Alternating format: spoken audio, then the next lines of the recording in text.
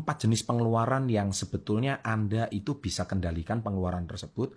Tapi kalau pengeluaran itu harus dikeluarkan, tidak masalah. Yang terpenting Anda tahu cara mengelolanya. Apa saja setelah yang satu ini. Nah, kali ini topiknya adalah saya membahas tentang 4 jenis pengeluaran. Nah, pengeluaran yang pertama ini sudah pasti yang namanya kebutuhan. Nah, kalau kebutuhan itu pasti hubungannya sama sandang, pangan, papan.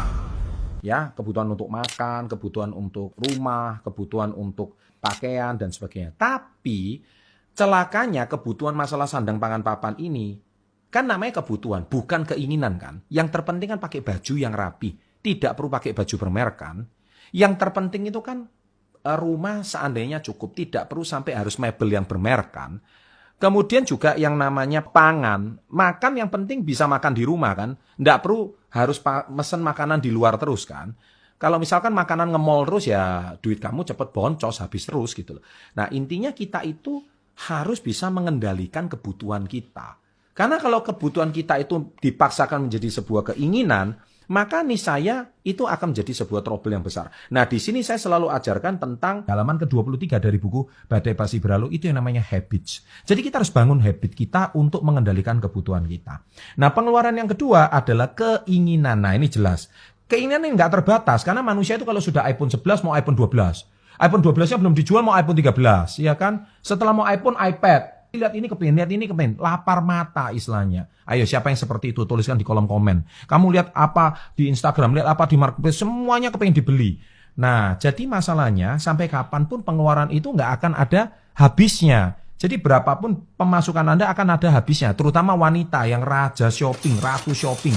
Jadi kalau ada sale 80%, wah matanya itu langsung kelihatan semuanya. Dan akhirnya Anda kepingin semuanya dibeli. Dan akhirnya setelah dibeli nggak dia ngapa-ngapain. Nah itu pengeluaran yang jenis yang kedua. Yang ketiga adalah anggaran. Nah ini penting.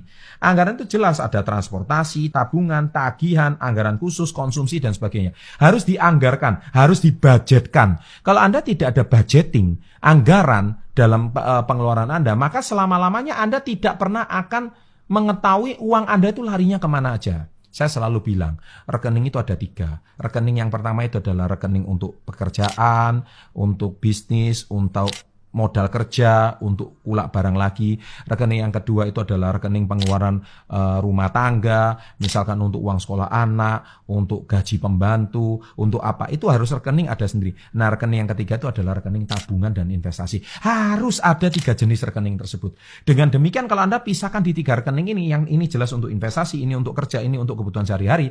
Niscaya Anda tahu alokasi anggaran itu sudah sangat jelas.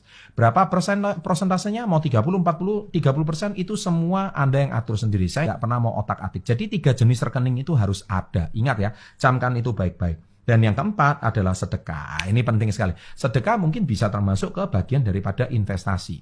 Jadi Anda nggak perlu bikin satu rekening khusus untuk sedekah, nggak perlu, karena sedekah itu kan langsung kita bagikan ya. Jadi Anda bisa masuk ke dalam investasi. Itu harus disisihkan. Dengan demikian sebuah pengeluaran untuk saling menghargai dan menghargai hidup itu sendiri. Niscaya kalau Anda punya 3 jenis rekening tersebut, pengeluaran Anda itu akan sangat terkontrol dan pengeluaran Anda itu akan sangat bisa dikendalikan. Dengan demikian 4 jenis pengeluaran tersebut pasti Anda tahu larinya kemana.